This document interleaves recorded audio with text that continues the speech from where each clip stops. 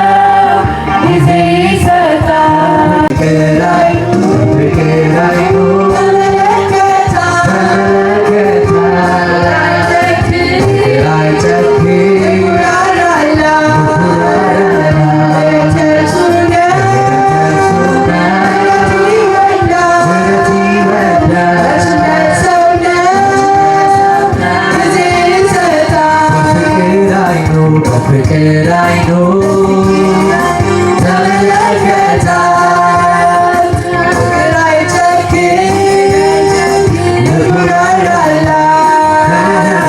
የእርሱ ነው የት ይወዳል መች ለሰው ነው ጊዜ ይሰጣል አባቶች ኢየሱስን ሲያውቁ የደስታ ቤት ነው የደስታ ቤት ነው እናቶች ኢየሱስን ሲያውቁ የደስታ ቤት ነው የደስታ ቤት ነው ወንድሞች ኢየሱስን ሲያውቁ የደስታ ቤት ነው የደስታ ቤት ነው የደስታ ቤት ነው ወንድሞች ኢየሱስን ሲያውቁ የደስታ ቤት ነው የደስታ ቤት ነው እህቶች ኢየሱስን ሲያውቁ የደስታ ቤት ነው የደስታ ቤት ነው የደስታ ቤት ነው እህቶች ኢየሱስን ሲያውቁ የደስታ ቤት ነው የደስታ ቤት ነው ሕፃናት ኢየሱስን ሲያውቁ የደስታ ቤት ነው የደስታ ቤት ነው የደስታ ቤት ነው ሕፃናት ኢየሱስን ሲያውቁ የደስታ ቤት ነው የደስታ ቤት ነው ኢየሱስ ያለበት ቤተሰብ የደስታ ቤት ነው የደስታ ቤት ነው የደስታ ቤት ነው ኢየሱስ ያለበት ቤተሰብ የደስታ ቤት ነው የደስታ ቤት ነው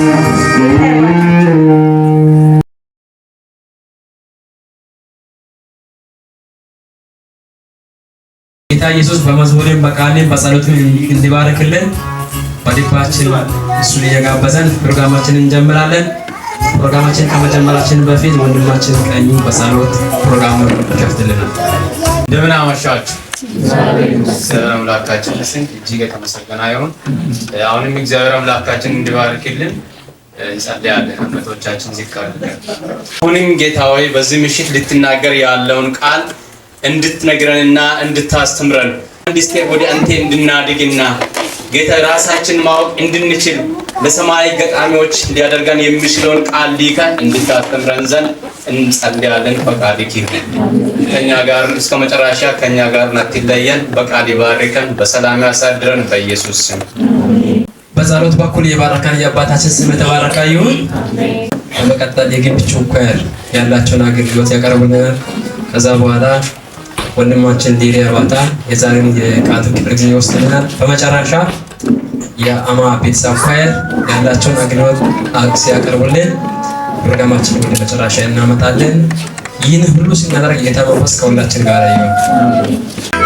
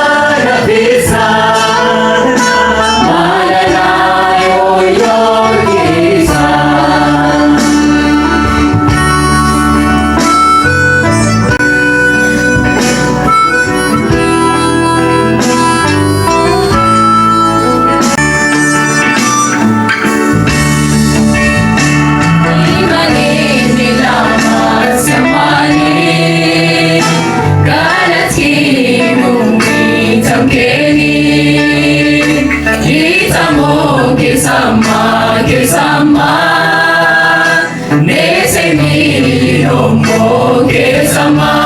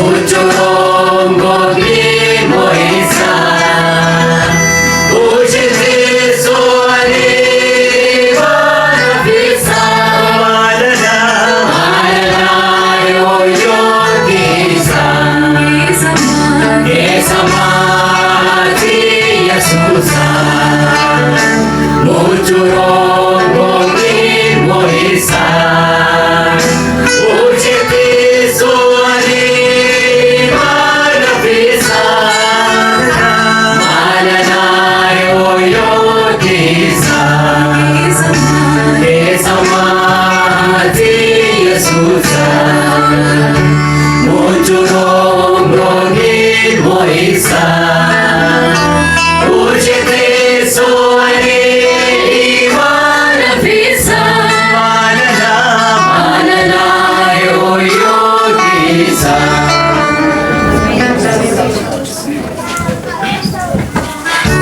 ሰላም ናችሁ? ስለ ሁሉም እግዚአብሔር ስም የተመሰገነ ነው። ግሩም የሆነ መዝሙር የግንቢቾ ዘምረዋል። እረፍት በኢየሱስ እንደሚገኝ ግሩም ዝማሬ ነው። ጌታ አብዝቶ ይባርካቸው። እንግዲህ በአጭር ጊዜ ለመማር እግዚአብሔር እንዲያስተምረን አጭር ጸሎት እንጸልይ። ሁሉን የምትችል ቅዱስ አባታችንና አምላካችን ሆይ እስካሁን ድረስ ስላገዝከን አብረን ስለነበርክ ስለመራህን ስላስተማርከን ክብር ለአንተ ይሁን። ጌታ ሆይ እንቅፋት ሊሆን የሚፈልግ ማንኛውም ሰይጣን አሰራር በስም ስልጣን ስለታሰረ እናመሰግናለን። አሁንም አንተ ከኛ ጋር ሁን፣ ደግመህ ባርከን፣ አትለየን፣ በሰላም አሳድረን በጌታ በኢየሱስ ስም። ትናንትና ያልነበራችሁ ማንን እንመስላለን በሚለው ትምህርት አይተን ነበር፣ ግን ብዙዎች አልነበራችሁም። ስለዚህ ማንን እንመስላለን? ህይወታችን ማንን ይመስላል? በስራ ቦታ ማንን እንመስላለን? በቤታችን ማንን ነው የምንመስለው? ከጓደኞቻችን ጋር ስናሳልፍ ማንን እንመስላለን? በሄድንበት ቦታ ሁሉ ማንን ነው የምንመስለው የሚለውን ጥያቄ አንስተን አይተን ነበርና እንግዲህ እኛ የትም ብንሄድ የትም ብንኖር ክርስቶስን እየመሰልን መኖር እንዳለብን ተምረን ነበር። ነገር ግን ጥያቄዎች ነበሩ። ኢየሱስን እንዳንመስል የሚያደርጉ ነገሮች አንዱ ምንድነው? የእግዚአብሔርን ቦታ ማን ውስጥ ገንዘብ መውሰድ የለበትም። እኛን ገንዘብ ሊገዛን አይገባም። የሚያዝን እውነታችንን በገንዘብ መሸጥ መለወጥ አያስፈልግም የሚለውን አይተናል። እግዚአብሔርን እንዳንመስል ከሚያደርጉ ነገሮች ሁለተኛው ምንድነው? ዘረኝነት ነው። ሁላችንም እግዚአብሔር ቃል ሲናገር ምንድነው? የአንድ አባት ልጆች ነን፣ የአንድ ሀገር ዜጎች ነን። ዛሬ ግን ክፍፍል አለ፣ ልዩነት፣ የገሌ ዘር የዚህ ዘር የሚባል ልዩነት አለ። ይሄ ነገር መቀረፍ አለበት። እግዚአብሔርን እንዳንመስል ምን ስለሚያደርግ ለምንድን ነው? አስመሳይነት። ከላይ ኢየሱስን እየመሰሉ ውስጥ ወይ ልባችን ማንን ሌላ ዓለምን መስል ከሆነ ይህም ክፉ የሆነ በሽታ ነው። በተለይም ይሄን ነገር በጣም ፎከስ ነው አድርገን አየንና አስመሳይነት በአፋቸው ክርስቶስን የሚመስሉ ሲናገሩ ኢየሱስን ይመስላሉ፣ ሲዘምሩ ኢየሱስን ይመስላሉ፣ ግን በልባቸው ያለው ሌላ መንፈስ እንደሆነ አይተናል። ወደ ዛሬው አገልግሎት ሄዳለሁ። ሰዓታችንም ስለሄደ ማለት ነው። እንደምለው እኔ ከአንተ ጋር ነኝና አትፍራ። የሚሆኑ ነገሮች ሁሉ እያየ አትፍራ። ዛሬ የሚያስፈሩ ብዙ ነገሮች አሉ። የኑሮ ሁኔታ ያስፈራናል። የቤተሰብ ጉዳይ ያስፈራናል። የዘመኑ ሁኔታ ያስፈራናል። ጦርነቱ ያስፈራናል። የሚሰማው ነገር የሚጎራገር ሁሉም ያስፈራ ነገር ነው። ነገር ግን ክርስቶስን በልባቸው የያዙ ሰዎች አይፈሩ። ለምን? ክርስቶስ ከማን ጋር ነው? ከነሱ ጋር ነው። ኢየሱስ በልብ ውስጥ ከሌለ ግን ትፈራለህ። እውነት ነው። ተስፋም የለም። በማን ትደገፋለህ? ግን ኢየሱስ በልብ ውስጥ ካለ ኢየሱስን እየመሰልክ የምትኖር ሰው ከሆንክ በምንም አትፈራም። ከኔ ጋር የሚሆን አምላክ አለ ትላለህ። እንደ ጋጠመ ዛሬ ሰንበት ትምህርት ላይ ተምረናል።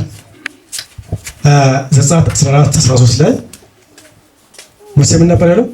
አትፍሩ፣ ዛሬ የሚታዩአቸውን ግብፃውያን ለዘላለም አታዩአቸው፣ ቁሙ፣ ዛሬ ለእናንተ የሚያደርጋትን የእግዚአብሔርን ማዳን እዩ። እግዚአብሔር ስለ እናንተ ይዋጋል፣ እናንተም ዝም ትላላችኋል። ለእኛ እንዋጋለን። ለእኛ የሚቆም ማን አለ? እግዚአብሔር አለ። ምንም አያስፈራን።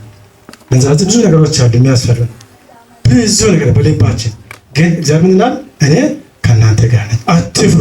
ዛሬ የሚያስጨንቅ ነገር፣ ዛሬ የሚረብሽ ነገር ከአንተ ጋር አይኖርም፣ እኔ አለሁ ብሎ የእግዚአብሔር ቃል ይናገራል። እንግዲህ ከሙሴ ጋር እንደሆንክ ከእናንተ ጋር እሆናለሁ፣ እንዲሁ ከአንተ ጋር እሆናለሁ፣ እንዲሁም ከአንቺ ጋር እሆናለሁ፣ አልጥልህም አልተውህም ብሏል። ታማኝ አምላክ ነው። ቃሉን አያጥፍም። ግን ይህን ሳንረዳ ቀርተን ብዙ እንረበሻለን። እንዴት ሆናለሁ? እንዴት አሳልፋለሁ? ስለ ልጆች እናስባለን። እንዴት ነው ማሳደጋቸው? ምንድን ነው ማበላቸው? ምን ይሆናለሁ? ግን እግዚአብሔር ለሁሉም መልስ አለው። እኔ ከአንተ ጋር ነኝና አትፍራ ብሎ ነገር በር ያለ ቤት ሕይወት ያለ ኢየሱስ ባዶ። አሁን የዚህ በር ጥቅሙ ምንድን ነው? ስም ነግረኛለህ? ይሄ በር ያገለግላል።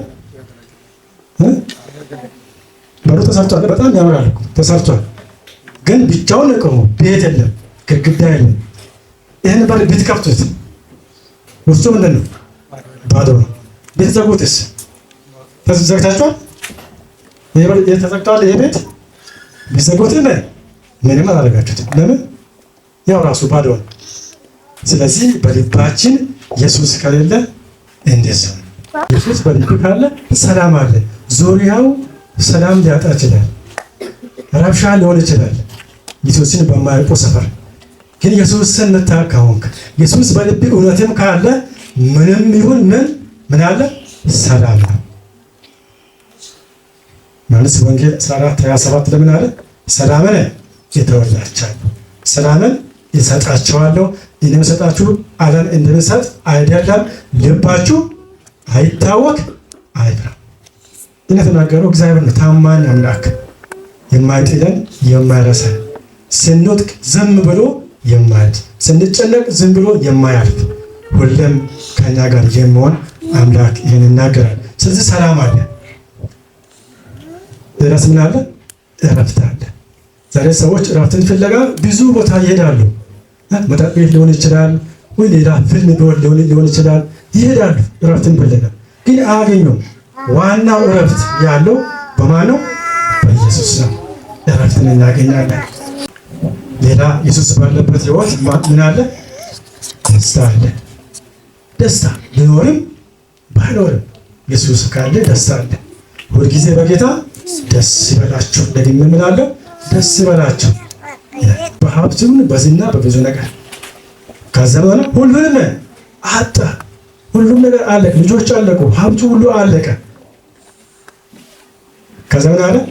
ራቁቴን ከእናቴ ማኅፀን ወጥቻለሁ፣ ራቁቴንም ወደዛ ይመለሳለሁ።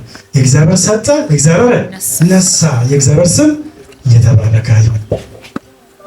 እኛስ እንደዚህ እንላለን።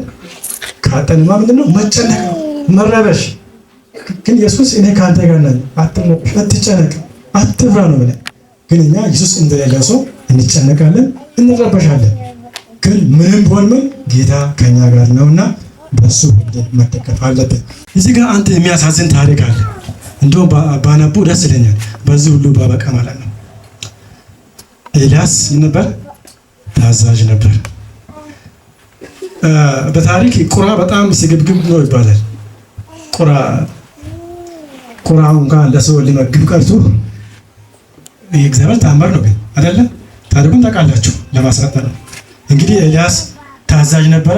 በወጣበት ብዙ ነገር ደርሶበታል። ግን እግዚአብሔር ከማን ጋር ነበረ? ከኤልያስ ጋር ነበረ። በቁራዎች ሲመግብ ነበረ። ቁራ አስቡት። ቁራዎችም በየጠዋትና በየማታው እንጀራና ስጋ ያመጡለት ነበር። ከወንዙ ጠጣ ነበር። ከብዙ ቀንም በኋላ በምድር ላይ ምን ሆነ? ዝናብ አልነበረም፣ ወንዙም ደረቀ። ያን ሸሽቶ በሄደበት እግዚአብሔር ከሱ ጋር ነበረ፣ ሲመግበው ነበረ። ግን ከጊዜ በኋላ ወንዝም ደረቀ፣ ሌላ ነገር ተከሰተ። ይህም ሆኖ ከዛ ተነስቶ ወዴት ሄደ? ወደ ሰራፕታ ሄደ። ወደ ከተማይቱ በር በደረሰ ጊዜ አንዲት ባልቴት በዛ እንጨት ትለቅም ነበረ። እርሱም ጠርቶ ምን አላት? የሚጠጣው ጥቂት ውሃ በጽዋ ታመጭልኝ ዘንድ እለምንሻለሁ አላት። እሷም እኮ የእሷን ውስጥ ያላወቀ በጣም ይገርመኛል። በምን ችግር ላይ እንዳለ ያላወቀ አንዳንድ እኮ ያሳይ በጣም ያጣ ሰው ድሃ ሰው ደግሞ ድሃ ሰው ጋር ሲሄድ ምን ያክሽ ለራሱ የለም አጥቷል። ሄዶን ደግሞ እዛ ምንም ነገር የለም። ምን ጭንቀት ነው አይደል? መጀመሪያ ውሃ ነበረ የጠየቃት። እሱም በቃ ውሃ አጥቶ ነው። ወንዙ ደረቀ፣ የሚጠጣው ነገር የለም። እንደዚህ መለመን ጀመር። በዚህ አልቀረም። ሌላ ምን አለ? ቁራሽ እንጀራ በእጅሽ ይዘሽ ትመጪ ዘንድ እለምንሻለሁ አላት። የሚያሳዝን ነው። ከዛ እርሷ ምን አለች? በማደጋው ካለው ከእፍኝ ዱቄት በማሰሮም ካለው ከጥቂት ዘይት በቀር እንጀራ የለኝም። እነሆም ገብቼ ለእኔና ለልጄ እጋግረው ዘንድ በልተነውም እንሞት ዘንድ ጥቂት እንጨት እሰበስባለሁ አለች። በቃ ተስፋ የቆረጠች እንኳን ለአንተ ልሰጥ ምንም ነገር የለኝም፣ ያለኝ ይሄ ብቻ ነው። እችንም እኔና ልጄ በልተን ልንሞት ነው። ተስፋ የለም፣ ሞት ነው ያለው። ዛሬስ እኛ እንዴት እንጨነቃለን? የተኛው ነገር ነው እንዲህ የሚረብሸን? እንዴት ነው የምኖረው? በዚህ እንዴት አሳልፋለሁ? በዚህ ኑሮ እንዴት ነው የምኖረው? እንዴት ሆናለሁ? የት ሄዳለሁ? ይችንማ እንዲህ አደርጋለሁ፣ ይህን ካረግ በኋላ ይህን ከባለው በኋላ ነገስ ምን ይበላለሁ? ይሆናል፣ እንጨነቅ ይሆናል።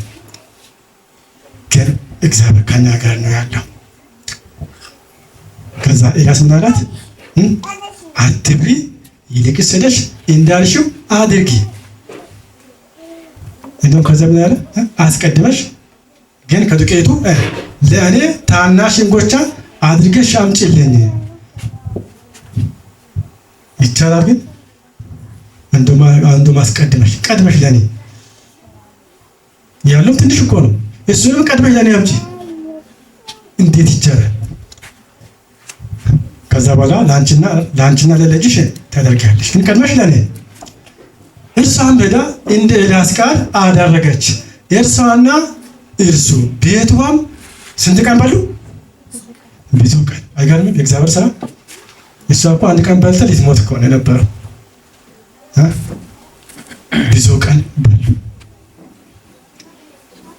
በኤልያስም እጅ እንደተናገረው እንደ እግዚአብሔር ቃል ዱቄቱ ከማድጋው አልተጨረሰም፣ ዘይቱም ከማስሮ አልጎደለም። እግዚአብሔር ይመስገን። እግዚአብሔር ይባርካል። እግዚአብሔር ሲባርክ እኮ እኛ አናውቅም።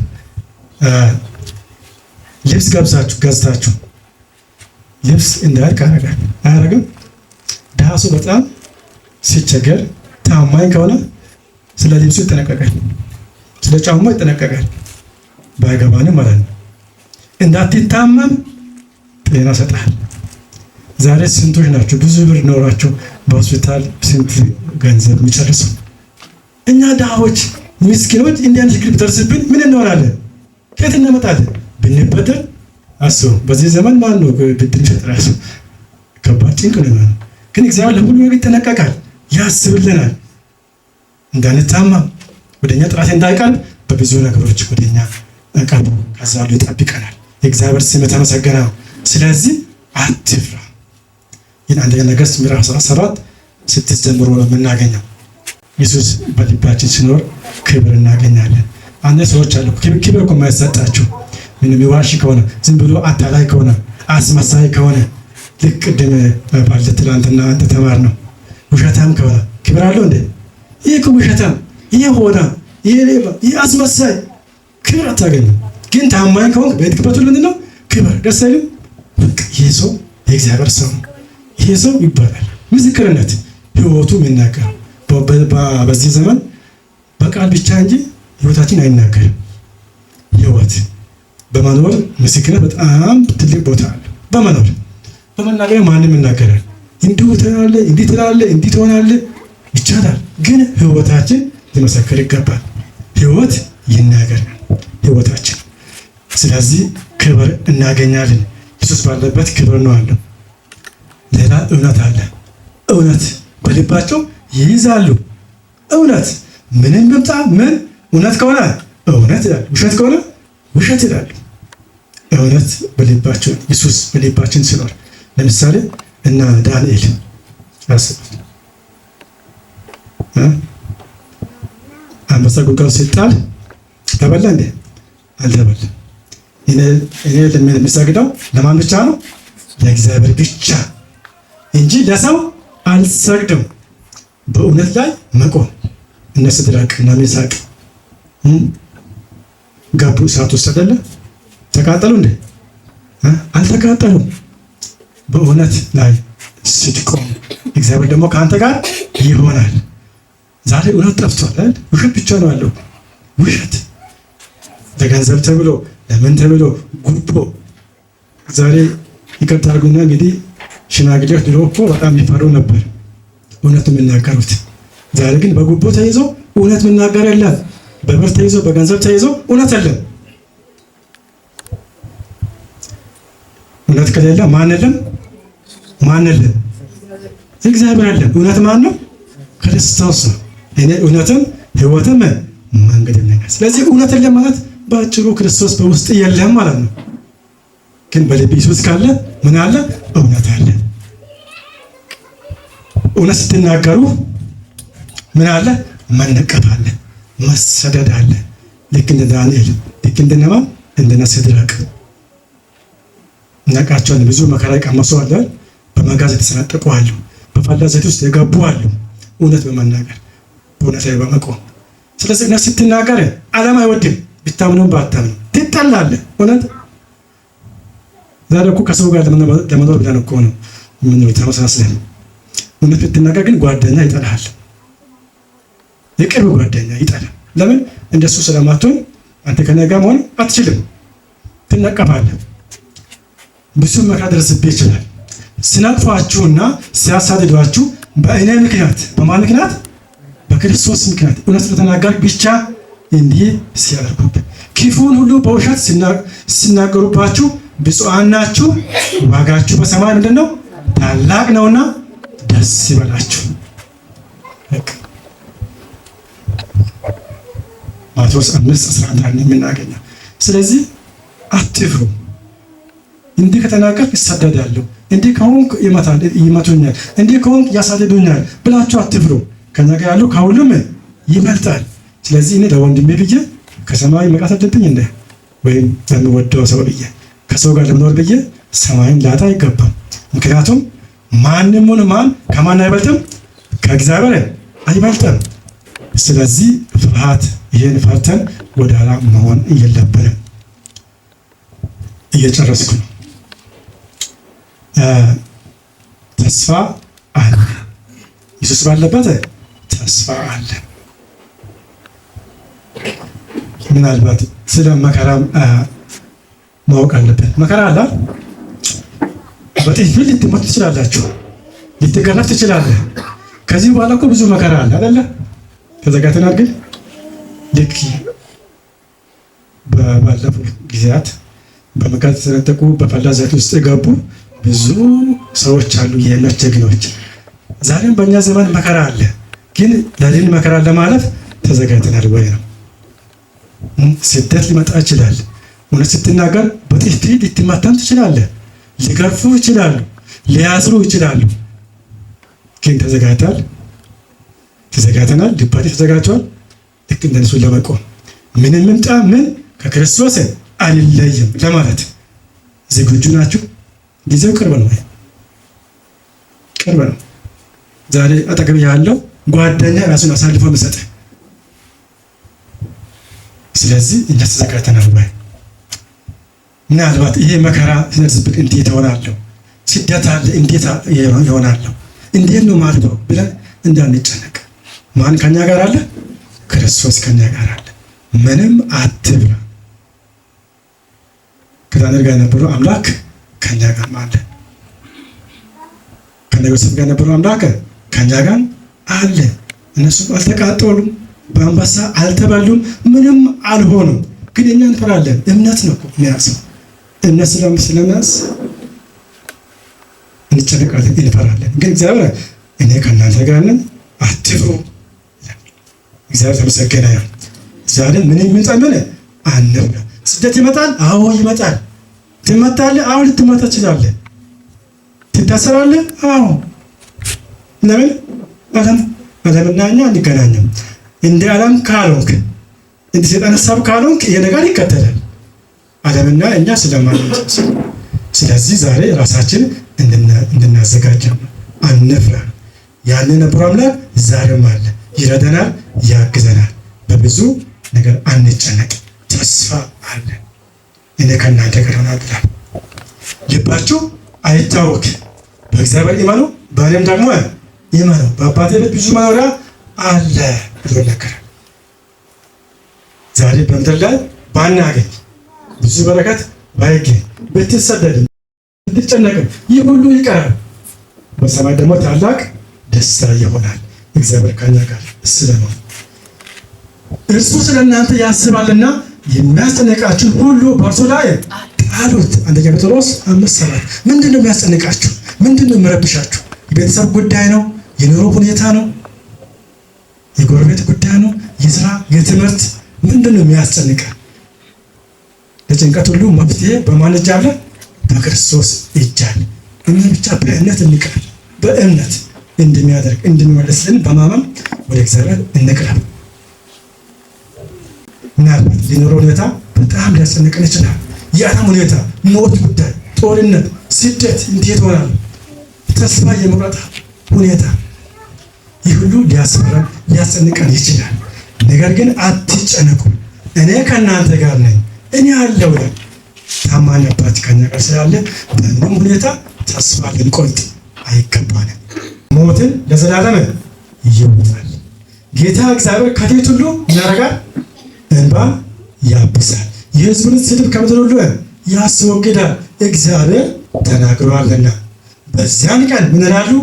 እነሆ አምላካችን ይህ ነው፣ ተስፋ አድርገነዋል፣ ያድነንማል። እግዚአብሔር ይህ ነው፣ ጠብቀነዋል፣ በማዳኑ ደስ ይለናል፣ ሐሴትም እናደርጋለን። እግዚአብሔር ይመስገን። ስለዚህ ከእንግዲህ ወዲህ አይራቡም ይላል ክርስቶስ ሲመጣ። ከእንግዲህ ወዲህ አይጠሙም፣ ፀሐይ ትኩሳትም ሁሉ ከቶ አይወርድባቸውም። በዙፋኑ መካከል ያለው በጉ ምን ይሆናል? እረኛቸው ይሆናልና ወደ ሕይወት ውኃ ምንጭ ይመራቸዋልና እግዚአብሔርም እንባቸውን ሁሉ ከዓይናቸው ያብሳል። አሜን። ስለዚህ እኛ ተስፋ ሳንቆርጥ ሳንፈራ በሱ ደስ እያለ በክርስቶስ ሲመጣ እሱን ሊቀበሉ ብዙዎች ሲነሱ፣ የሞቱ ሲነሱ፣ በሕይወት በቅጽበት ሲለወጡ የእልልታ ጊዜ ሲሆን እኛም ይህ ነው አምላካችን ጠበቅን፣ ይህ ነው ንጉሳችን ብለን በፊቱ እንድንሆን ከምንም በላይ ዓለምን ያስወግደን ኢየሱስን በልባችን ይዘን እሱ ሲመጣ ከእሱ ጋር አብረን ሰማይ እንድንሄድ እግዚአብሔር በጸጋው ያግዘን። እግዚአብሔር ይባርካችሁ።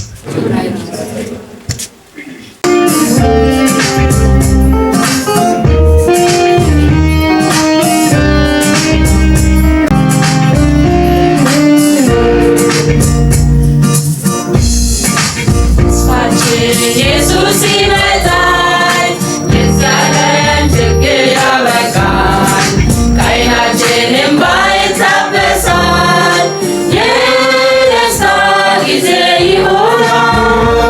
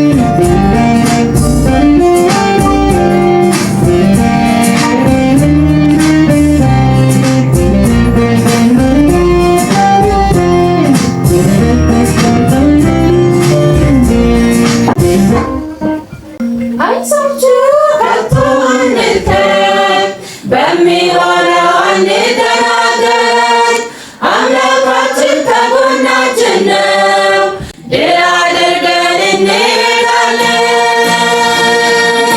ተስፋችን ኢየሱስ ይመጣል፣ የዚህ ዓለም ችግር ያበቃል፣ ከዓይናችን እንባ ይታበሳል፣ የደስታ ጊዜ ይሆናል።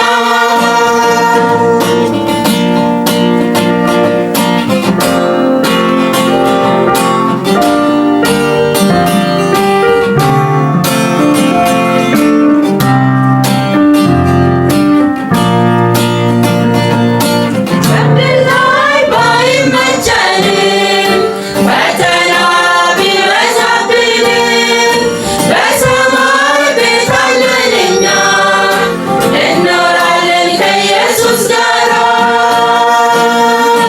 ተስፋችን ኢየሱስ ይመጣል፣ የዚህ ዓለም ችግር ያበቃል፣ ከዓይናችን እንባ ይታበሳል፣ የደስታ ጊዜ ይሆናል።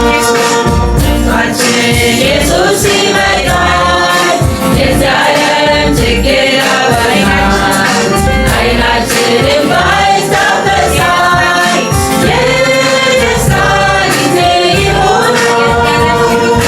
ተስፋችን ኢየሱስ ይመጣል፣ የዚህ ዓለም ችግር ያበቃል፣ ከዓይናችን እንባ ይታበሳል፣ የደስታ ጊዜ ይሆናል። ተስፋችን ኢየሱስ ይመጣል፣ የዚህ ዓለም ችግር ያበቃል፣ ከዓይናችን እንባ ይታበሳል፣ የደስታ ጊዜ ይሆናል።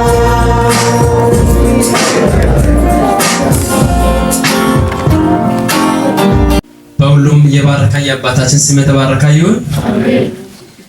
አሁን ያገለገሉን አገልጋዮችን እጆቻችንን አንስተን 3 ጊዜ እንባርካቸዋለን። በመጀመሪያ ጸሎት የጸለየልን ወንድማችን አለ። በመቀጠል የአማ ቤተሰብ ኳየር አለ፣ የግንብቾ ኳየር አለ። ቃልን ደግሞ ያካፈለን ወንድማችን አለ። እዚህ ጋር ደግሞ በማዘመር ያገለገሉ አገልጋዮችም አሉ። በተጨማሪ ሙዚቃ መሳሪያ የተቆጣጠሩ የተጫወቱ ልጆች አሉ። እጆቻችንን በደንብ አንስተን 3 ጊዜ እንባርካቸዋለን። እግዚአብሔር ይባርካቸው፣ እግዚአብሔር ይባርካቸው፣ እግዚአብሔር ጸጋውን ያብዛላቸው። ሁላችንም ቆመን በወንድማማች ጸሎት እንዘጋለን። የጌታችንና የመድኃኒታችን የኢየሱስ ክርስቶስ ጸጋ፣ የእግዚአብሔር ፍቅር፣ የመንፈስ ቅዱስ አንድነት ከሁላችን ጋር ይሁን። አሜን።